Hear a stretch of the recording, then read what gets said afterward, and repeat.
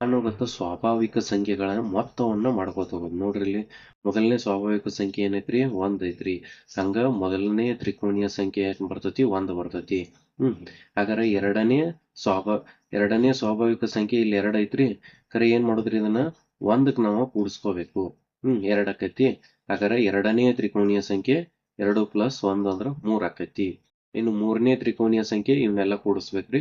3 + 2 5 ಆಕೈತ್ರಿ. 5 1 6 ಆಕೈತಿ.